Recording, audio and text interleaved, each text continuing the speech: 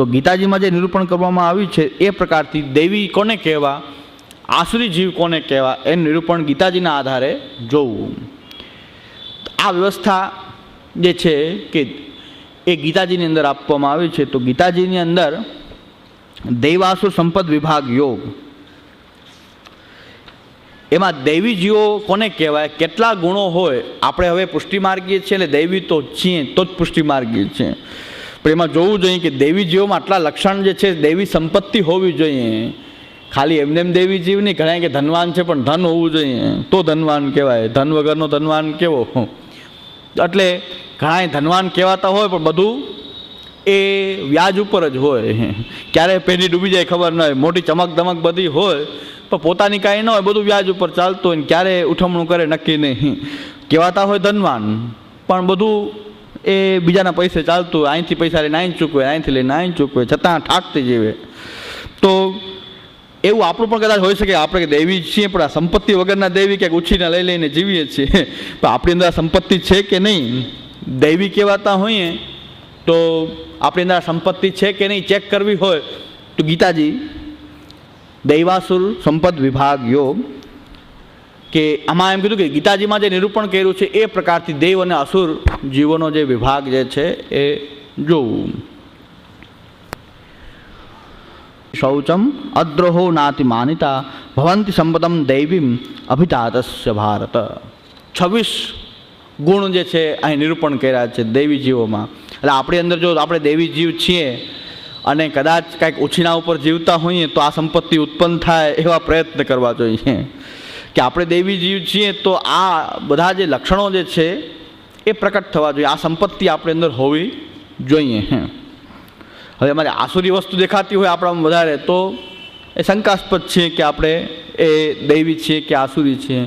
બીજું એક મહાપ્રભુજી વર્ણન કરે છે કે આસુરી કે જે જીવો જે છે એ પ્રવાહી જીવો તરીકે મહાપ્રભુજી પુષ્ટિ પ્રવાહ મર્યાદા ભેદમાં નિરૂપણ કર્યું છે. એની અંદર એક વિશેષતા કે એક પ્રવાહી જીવો એવા છે, ચર્ષણી શબ્દ વાચ્યાસ્તે તે સર્વે સર્વવર્તમસુ ક્ષણાત સર્વોત્તમ આયાંતિ રુચિસ્તેષામ ન કૃતચિત તેષામ ક્રિયાનુસારેણ સર્વત્ર સકલમ ફલમ. આ ચર્ષણી જીવો એવા છે કે જેમ ઓલો કયો એક ઓલું છે જીવજંતુ જેવું કાંકિંડો, એ રંગ કેટલાય બદલે, પોતાના 7 રંગ બદલી, પોતાની ત્વચાના 7 રંગ બદલાવે. કાંકિંડો એ પોતાના રંગ બદલાવે.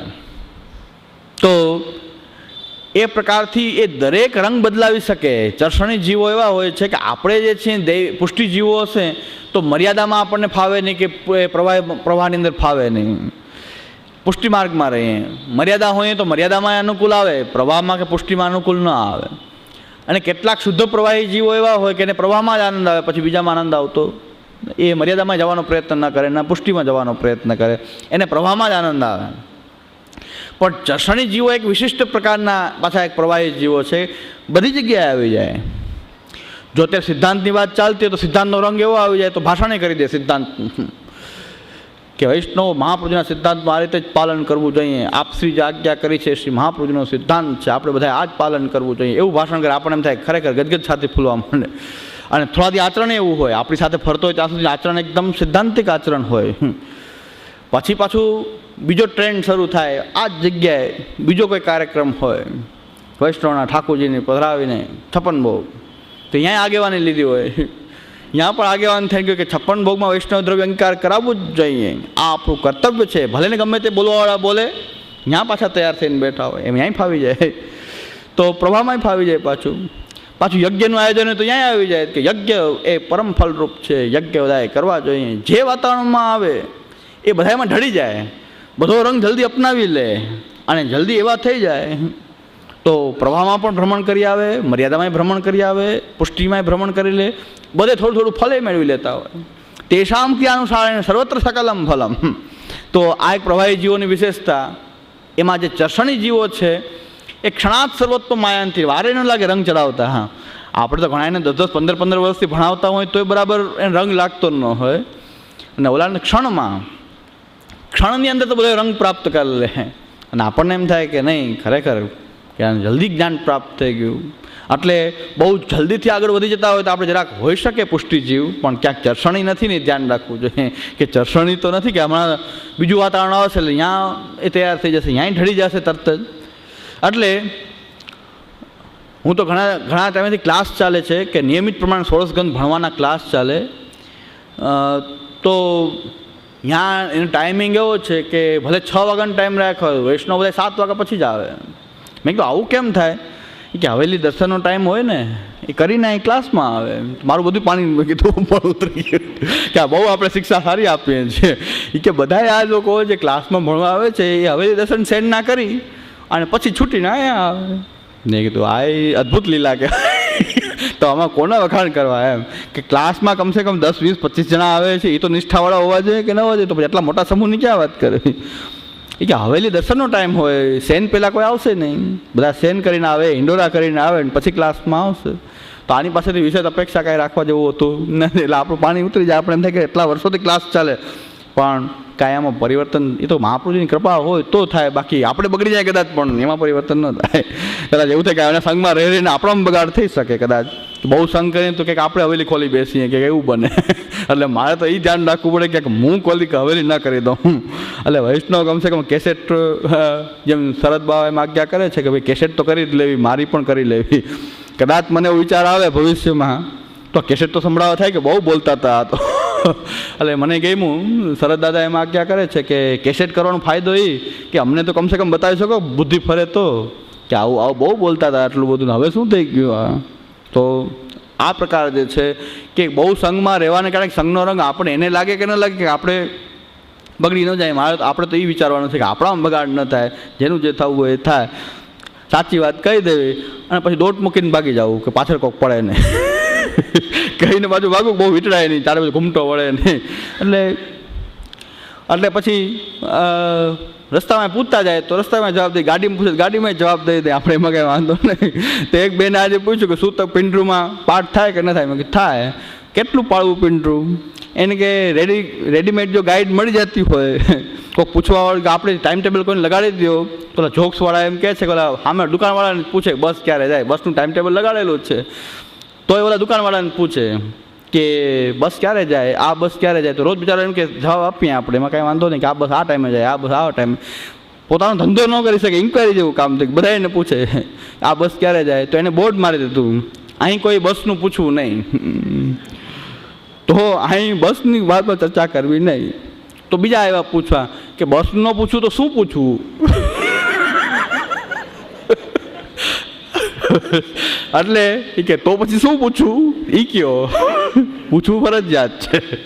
એટલે એના કરતાં હું જવાબ દઈ દઉં કે બને ત્યાં પછી એમ કીધું ગાડી ઉપાડો જલ્દી, આ પિંડરું પાછું ચાલવા કે પિંડરું 12 રાત્રે પાડવાનું, જો ક્ષત્રિય હોય તો 12 રાત્રે પાડવાનું, વૈશ્ય હોય તો 15 રાત્રે પાડવાનું. આ વાત છે. તો એ ગાડીમાં મેં આપણો એટલો જવાબ દેવાનો શું વાંધો, એનું જો સમાધાન થતું હોય તો આપણે દઈ દઈએ, તો ઘૂમટો વળી જાય, એના પર નીકળી જવું પડે જલ્દી, આ ચાલુ ન થઈ જાય એમ. તો આ વાત છે કે કદાચ કોઈ રેડીમેડ મળી જતું હોય જવાબ તો બિચારાને સંતોષ થઈ જતો હોય, તો આપણે એટલી સેવા કે એને પરિશ્રમ નહીં કે પુસ્તકો જોવા નહીં. તો આ પ્રકારે જે છે કે દૈવી અને આસુરી સંપદની અંદર એક ચર્ષણી જીવનનો મહાપ્રભુજી પ્રકાર એવો બતાવે છે કે બધે એને અનુકૂળતા આવી જાય, એની વિશેષતા છે કે એને બધામાં અનુકૂળ આવી જાય, બધે ભાષણ કરી દે, બધે ધર્મનું આચરણ કરવા માંડે, બધું કરે, પણ હોય ચર્ષણી, એ શુદ્ધ પુષ્ટિ ન હોય કે શુદ્ધ મર્યાદાનો કે એવો ન હોય, છે પ્રવાહી, પણ એ અનુકૂળતા સાધી લે છે. એટલે પુષ્ટિ માર્ગની અંદર પ્રવાહી જીવો આવી ગયા છે, પણ પુષ્ટિ માર્ગની ક્રિયા બધું આવડી ગયું છે, પુષ્ટિ માર્ગની બધી ક્રિયા આવડી ગઈ છે, સેવાની ક્રિયા આવડી ગઈ છે, સિદ્ધાંત ગ્રંથ જાણી લીધા છે, છતાં પણ એના જીવનમાં જો મહાપુરુષના સિદ્ધાંતનું આચરણ ન કરતો હોય તો સમજી લેવું જોઈએ કે આ પુષ્ટિજીવ હોય કે ન હોય, કદાચ ચર્ષણી હોઈ શકે. ચર્ષણી તો પુષ્ટિ માર્ગી બની જાય, મર્યાદા માર્ગી બની જાય, દરેકમાં એનો અનુકૂળતા સાધી લે છે. આ મહાપ્રભુજી આજ્ઞા કરે છે, ચર્ષણી શબ્દ વાચ્યા હસ્તે તે સર્વે સર્વર્ત્મસુ ક્ષણાત સર્વત્વમ માયાંતિ રુચિસ્તેષામ ન કુત્રચિત તેષામ ક્રિયાનુસારેણ સર્વત્ર સકલમ ફલમ, બધે જ એને ફલ પ્રાપ્ત એ કરી લે. એટલે ભાગવત સપ્તાહ પુષ્ટિ માર્ગની અંદર છે નહીં, છતાં પણ ભાગવત સપ્તાહમાં જવાવાળો વર્ગ કંઈ ઓછો નથી. સિદ્ધાંત ભણવાવાળો ભાગવત સપ્તાહમાં બેસી આવે થોડાક એમ કે કંઈક સાંભળતા આવે, માણસો ભેગા થાય એટલે શું થતું હોય, કંઈક કુતૂહલ વૃત્તિ ગમે એ હોય તો બસ જવાના જ છે. એટલે હું કોઈ દીધી અપેક્ષા નથી રાખતો કે જે અહીંયા આવીને સાંભળે છે બધા સિદ્ધાંતનું પાલન કરતા હોય એટલો ઉત્સાહ પણ ન થઈ જાય. કોઈ આખો હોલ ભરાઈ જાય તો કંઈ આપણે ગદગદ ન ફૂલી જાય. ખબર હોય કે આમાંથી પાછો અહીં બીજો કાર્યક્રમ હોય તો આ બધા એ ત્યાં હોવાના જ છે. પછી એ 56 ભોગનું હોય તો ત્યાંય હોય, પછી ઢાળી લીલા હોય તો ત્યાંય હોય, ભાગવત સપ્તાહ હોય ત્યાંય પણ હોય. એટલે સાબુદ્દીન રાઠોડ એમ કહે છે કે અમારા ગામની અંદર ગમે એનો વરઘોડો હોય, આમંત્રણ હોય કે ન હોય, અમુક ગણ્યમાન્ય વ્યક્તિ તેમાં હોય ને હોય ને હોય. એ બધા ગામના અગ્રણી આમંત્રણ હોય કે ન હોય, વરઘોડો ગમે એનો હોય, આટલા વ્યક્તિ તો હોય ને હોય જ. એમ પુષ્ટિ માર્ગનું પણ એવું છે કે પુષ્ટિ માર્ગના નામનું કાંઈ પણ આયોજન હોય, અમુક તો એમાં હોય ને હોય ને હોય, એ અગ્રણી હોય એમાં હોય જ. પછી પુષ્ટિ મહાપ્રજ્ઞા સિદ્ધાંત વિરુદ્ધનું હોય તોય બેઠા હોય. કાંઈક નામ હોવું જોઈએ પુષ્ટિનું. એ એક ને એક જગ્યાએ અનેક કાર્યક્રમ થાય તે બધા એમાં જોઈન્ટ થઈ જાય તો એ પુષ્ટિ જીવ નથી હોતા, પણ ચર્ષણી જીવો હોય એટલે બધા એને ફાવી જાય, અનુકૂળતા આવી જાય. તો મુખ્યત્વે પુષ્ટિ જીવ નથી, પણ પુષ્ટિ માર્ગમાં આવી ચડેલા એ ચર્ષણી જીવો છે. એ ક્યાંય સ્થિર થઈને રહેશે નહીં, એ ભ્રમણ કરતા રહેશે અને થોડું થોડું ફળ પણ મેળવતા રહેશે. પણ હવે